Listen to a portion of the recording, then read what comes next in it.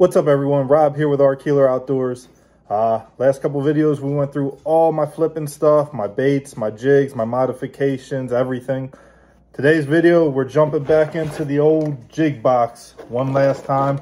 We're going to talk chatterbaits and swim jigs. So stick with us, you're going to enjoy this one.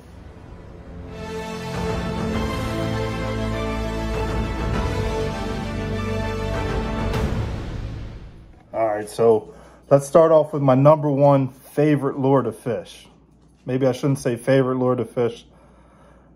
My number one most effective lure to fish. None other, no surprise here. You know you're here for chatterbaits and here for swim jigs. The jackhammer chatterbait. So, I'm sure anyone that's watching this and has fished before knows about the Z-Man jackhammer chatterbait.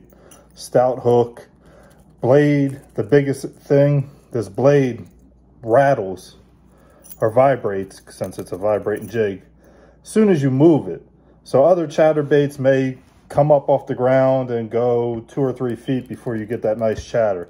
This one, every time you rip it off the bottom, you're getting a chatter, just because of the way the blade is hooked to the head. So I'm not going to go into big detail about that. This is my number one chatterbait. 3 colors or variations of colors I use, and this is my favorite one for when I'm natural. This is Brett Height's Bluegill. That's the color of it. It's one of the only ones I think that the jackhammer comes in with that gold blade, and I love that gold blade for clearer water when I'm trying to imitate something natural.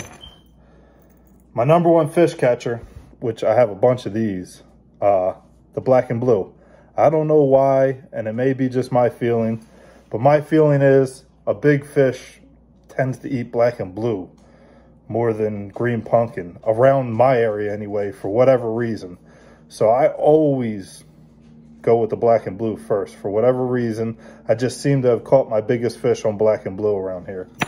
And then I'll have some kind of whitish shad imitator.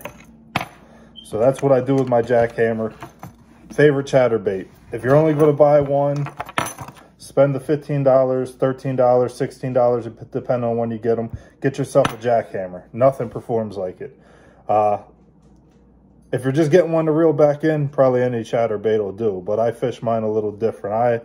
Most of the time, you can see this blade and everything, how much this is thrown. Look how beat up the bottom of the head is. I grind mine across the bottom. I'll hop it, grind it, almost like a crankbait across the bottom. That's when I'm most effective. Grassy lakes, I use them, and it takes a lot of feel, a lot of time, but if there's a water column between the grass, try and come through the top of that grass where you're not always hung up, but make sure you're hitting that grass, and that seems to be the best on grassy lakes. But if I'm on open water and I don't have grass, man, I'm grinding them against the bottom. I'm using them like a crankbait. I'm hopping them like a jig, because you're getting that chatter. You could just keep ripping it up and hearing that. You can feel it in your rod when you have that chatter going with a jackhammer. It's one of the best feelings in the world. Next to when you're hopping or you're reeling it and that bait just stops chattering. And it's not a log, it's not a rock, it's a giant fish. And that happens often. So jackhammer chatterbait's number one. I also have, I'll show you guys these. I have the same kind of variations of colors. These are the jackhammers in the stealth blade, so you can see the blade is see-through. So that's that stealth blade. I don't really like them, and it's nothing to do with the quality of the chatterbait. It's nothing to do with its effectiveness. It's everything to do with, like I said, I like to grind these off the bottom.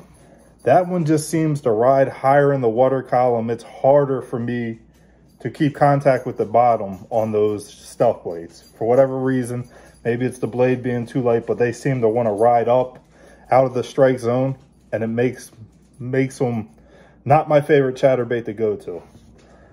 So if I am trying to be a little stealthier, instead of going to the stealth blade, which was my plan originally, I've grabbed a bunch of these, and these are the mini maxes, just a little smaller chatterbait by Z-Man, little smaller hook.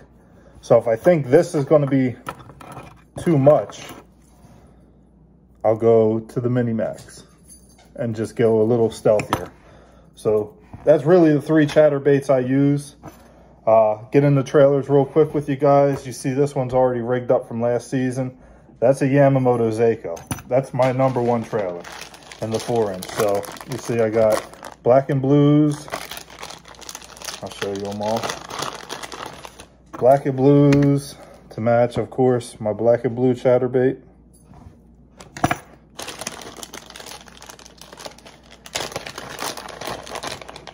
Of course, a green pumpkin to go on the back of that one.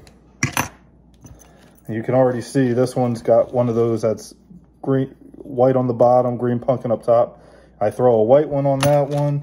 I throw a white one on this one. I also have, it's like an electric shad. The official name for it is Chartreuse shad. I'll also throw that one from time to time when I'm just trying to change it up. And there's plenty of videos out there explaining the Seiko. I'll tell you why I like the Seiko and what I look for when I'm picking a trailer for my chatterbait. So the vibration of that chatterbait head is your main action. That's your main action there.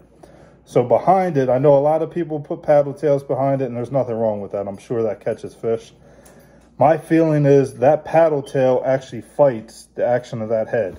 So you get a tail like this, a split tail, almost like a do-nothing action tail, a little bit of side and side. Well, that follows the action of that chattering head perfectly. The water moving behind it gives this tail the perfect action, and it swims straight. It just looks more natural. So that's why I go with the Seiko.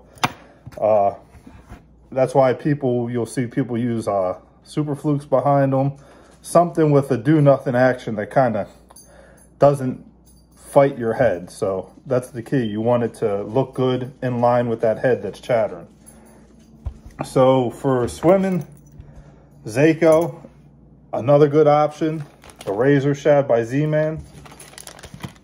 So it's got that same split tail. If I'm fishing, seriously fishing, I'm going with the Seiko. If I'm fun fishing, I'm going to throw in that Z-Man with the split tail. Kind of the same thing, has that action that just kind of follows the blade, except this is that Elastec of theirs. So where the Seiko, I'm probably going to get 4 or 5 fish before I split that head and have to replace it.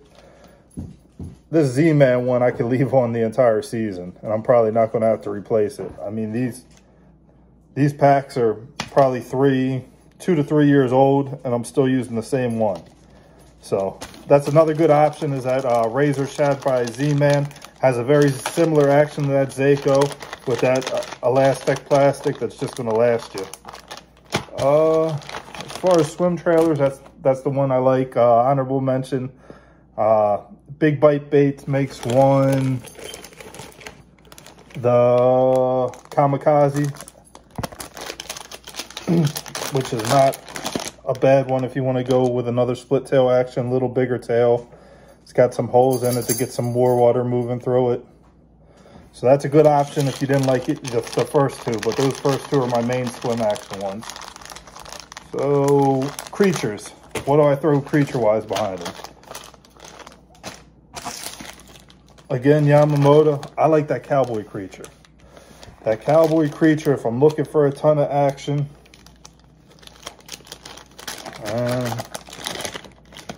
that's how it comes out of the pack. You could clip it off, cut it down, do whatever you want, but it's just got that twin tail action. It gives it a lot of movement behind there. So it has a great heavier action secondary movement that still doesn't fight that blade. So the cowboy creature by Yamamoto is my favorite creature bait to put behind it. Followed by the Speed Crawl by Zoom. So Zoom Speed Crawl is just a crawfish with a speed tail. And again, it just gets back there, gives it enough action where it's not dominating the head or fighting the head, and it just follows behind. And it's got that good crawl little profile. And I'll give you guys one more that's a little different than the others, but I like it as well. And that's the Goat by Z-Man. Again, that Elastec. Gets behind there. 2 little kicker tails. And then, yeah, just another good profile. That Elastec will last you forever. Just another option behind that chatterbait. Honestly, you can almost run anything you feel like running behind those chatterbaits. See what works for you. This is what has worked best for me over the years, is those Zacos. I've seen they caught more big fish on Zacos than anything else. So as far as my chatterbaits go, that's how simple I keep it. Honestly, just two ones, that jackhammer, and then if I'm going more subtle, that mini max. You could try those stealth blades. Like I said, they run a little higher. I didn't love them. Real quick, just gonna knock out the rest of this box and swim jigs. And I'm not a big swim jig guy. I'll use them from time to time. Not great at fishing them. I don't spend enough time on them. This is a swim jig by Flirt Skirts Fishing, who I talked a lot about in the last video with his replacement skirts and everything. This is actually a custom color for my buddy, the Lion King 610. This is his custom color through Flirt Skirt, which is available for sale on their website. This is called the Philadelphia. By the way, we got the Giants this weekend in the playoff. Go Birds. Philadelphia swim baits. Show you this one too. This is a 6th Sense Divine swim jig, and they're a pretty good swim jig as well. This one has a metal keeper on it, the Flirt Skirts, and the Divine swim jig has the screw on, if that's your thing. Both good swim jigs. I love Flirt Skirts. That's where I'd go first. He makes a quality product, puts a lot of care and love into his skirts. As far as trailers, I'm not a big paddle tail guy. This is one of the times I'll use a paddle tail. Gambler Little Easies. That's where my confidence is in paddle tails. Actually, here's another Philadelphia. I have all rigged up already with the Little Easy, so you can see the profile. Good little action in it. You can see that it's jointed, so it has a lot of action in that tail. And this is a time where that paddle tail is perfect, because this is your main action on a swim jig, not the front. You should get a little wobble out of the front if it's a good swim jig, but that tail should do all the work. And a swim jig, I think of grass when I think of a swim jig and trying to rip it through and again, tick the top of it. I'll throw this one in too, because this is a hair jig. I had a buddy that fly fishes make me a bunch of these. And these are kind of that open water, deeper water I usually think of, and yo-yoing off the top, off the bottom, almost like a spoon, or how you'd fish a rattle trap at times. Ripping it up, letting it fall down, ripping it up, letting it fall down. And this is something that gets bit when nothing else will. So something you got to experiment with if you're interested. Can't go wrong with a hair jig at times. A lot of you deep sea fishermen fish bucktails your whole life, so you know the power of that. As far as paddle tails go, I like the Little Easies for everything. I do have, everyone knows about the Kitex at this point in time. They're a quality paddle tail. The Divines from 6th Sense, they're another quality one. You see Milliken and those guys on those Alabama rigs with those Divine swim baits, pulling in giants on those reservoirs down there in Texas. So this is more of a sleeper one that I found that I really like. Reaction Innovations, it's called the Little Dipper. So just a little unique swim bait, and this is a pretty unique head on them.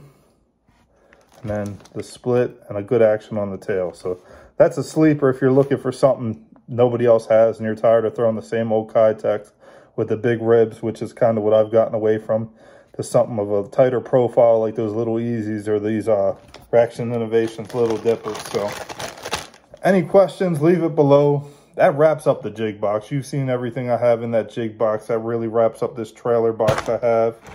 I do have some flukes in that paddle tail box as well. We'll get into that when we start talking jerkbaits a little bit. So yeah, I hope you liked the video. Like, subscribe, leave me a comment. Even if you just want to talk, I'm here to talk about fishing. So thank you guys. Have a good day.